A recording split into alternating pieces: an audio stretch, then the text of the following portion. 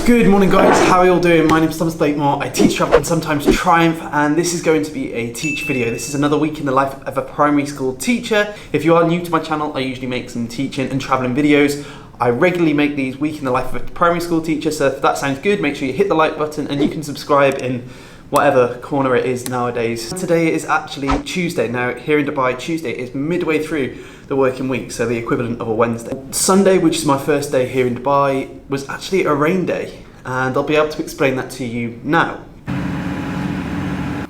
So it's a rain day today, which means that there's no school. Now, I was in yesterday, Monday, but I had an absolute shocker of a morning. I had a complete tyre blowout on the motorways. It was awful. So that brings me to today, which is Tuesday. And as part of today, I want to show you a range of different things that I get up to inside my classroom. And for this week, the theme is going to be technology. Now, I've done technology themes before, and I've recently started using the Amazon Echo Dot. And I'm not going to lie to you, I completely love it. I'll explain how I set it up last week. Hello, your device is ready for setup. Just download the Alexa app and follow the instructions. Hallo, dein Gerät kann jetzt eingerichtet werden. Alexa, stop. Alexa-App runter und folge den Anweisungen. I don't think it's happening. So this week I'm hoping to show you lots of different ways in which I use Amazon Echo Dot, I'm just going to call it Alexa, and how I use Alexa within the classroom to try and develop my teaching. It's basically become my technological TA, and I'm going to see if it can teach my class. Alexa, teach my class. I don't know that. Alexa, tell a story. Soon in came buyers who paid him handsomely for his goods, so that he bought leather enough for 4 pair more. He cut out the work again overnight and found... Alexa, how are you? Meow. I'm feline great because I've been practicing my cat communication skills. Meow. Really? Right, so today, I can't believe she's just said that. I've used Alexa quite a lot, and I just sort of wanted to talk about how I've been using it in the classroom at the moment. I think this video is going to be quite an explorative video in the way that I need to research different ways in which I can use Alexa in the classroom. I've been really blown away by the different ways that you can use this inside the classroom. It's also become my sort of personal assistant. So as a teacher, straight away it's the personal things that are great, and they're the things I use the most. So if I say, Alexa, remind me to shoot my YouTube video at 7 o'clock tomorrow morning. Okay, I'll remind you tomorrow at 7 AM. There we go. So hopefully tomorrow 7 AM she'll remind me. The one thing I'm using constantly over and over again is the timer feature.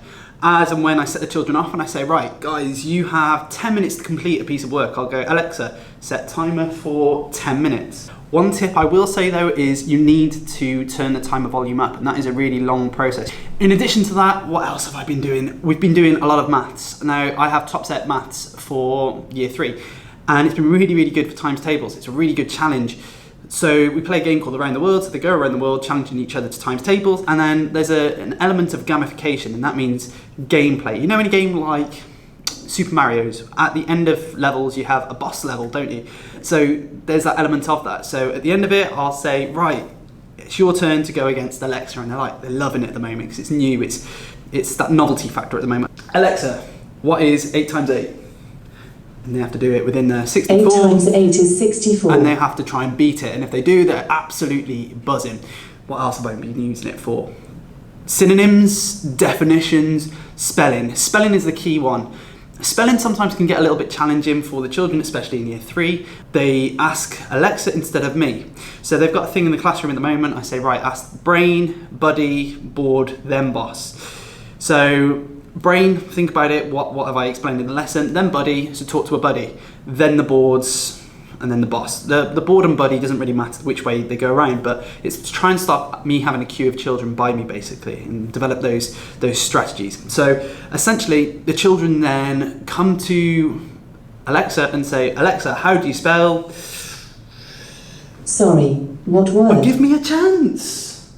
Alexa, how do you spell peaceful? Peaceful is spelled P-E-A C, Right, so E, you get the idea. F. Did that answer your question? Yes, mate.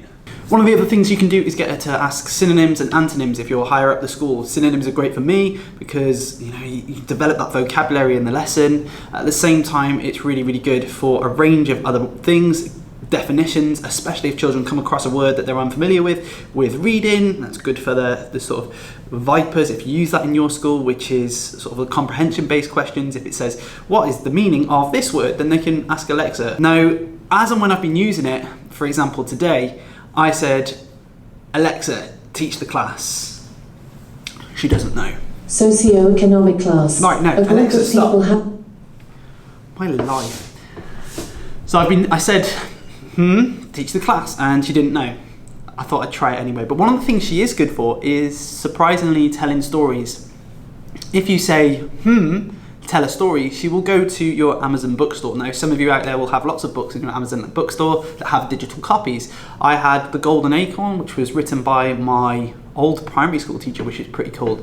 And it just read it to them, but it reads it in a very monotonal way. And that could be good in certain lessons where you need to say, right, she's reading it in a monotonal way. How can we make it better and have that sort of storytelling and get them to be more expressive with their voice, and it can really pick up that within their learning. Good morning, guys. Today is Wednesday and it's going to be a very busy day. Alexa can be used for a range of different things, but there are some things that she is not so good for, and organising my life apparently is not one of them.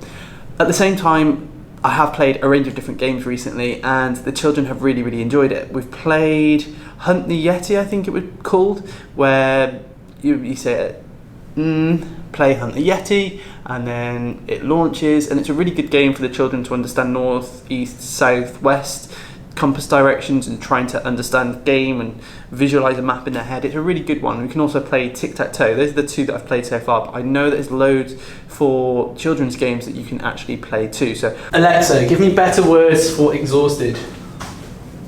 Exhausted synonyms include fatigued, sleepy, tired, worn out and drained. Drained.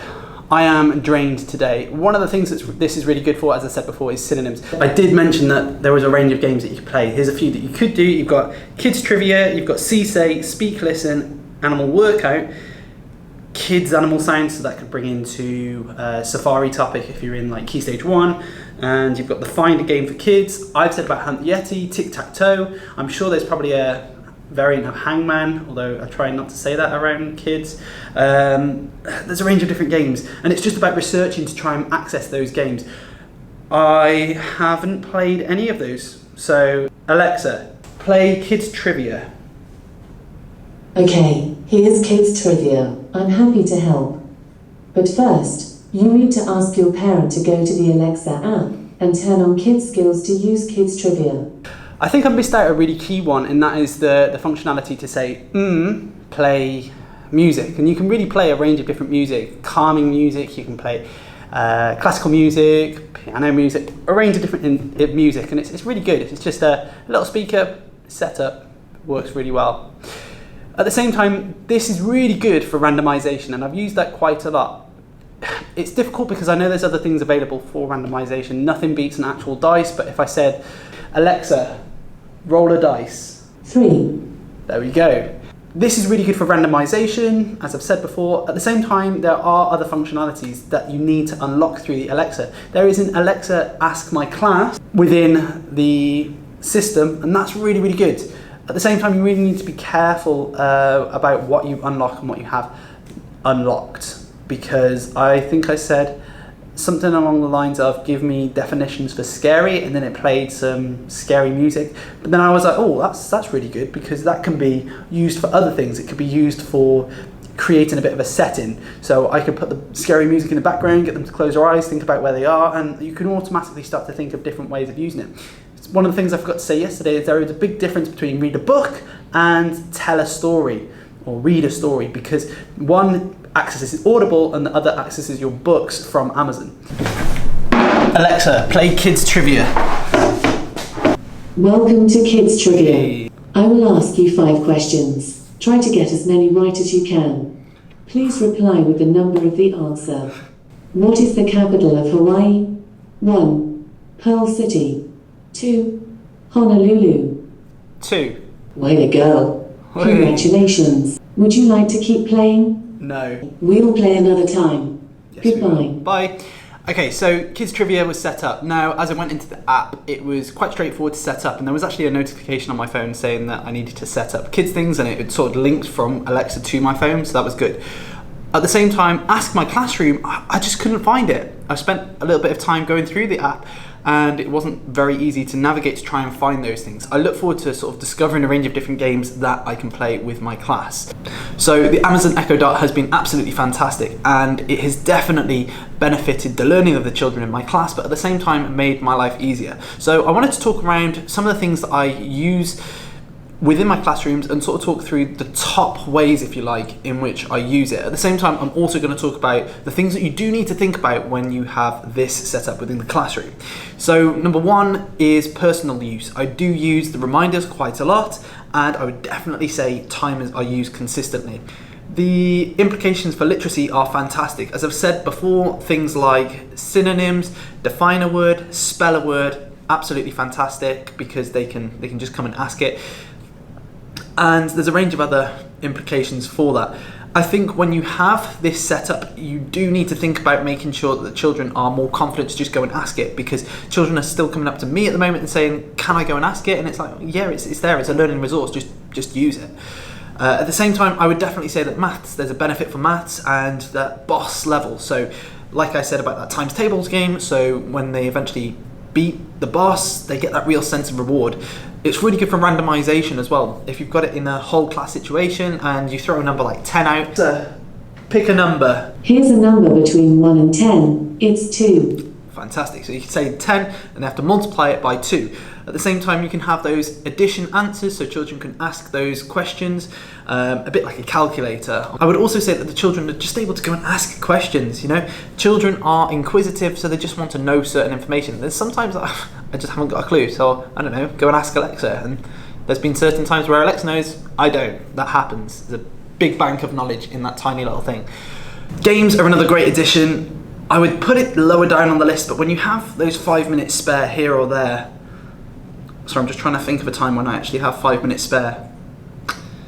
Very rarely, but games are an addition that the children do enjoy. It's those games that make the children think that are the really good ones. The kids' trivia is pretty decent, but at the same time, you've also got those games, like I said, about Hunt the Yeti. Read a story is another really fantastic use. It can be quite monotonal sometimes, but it is interesting for the children to hear another voice, so that's also good.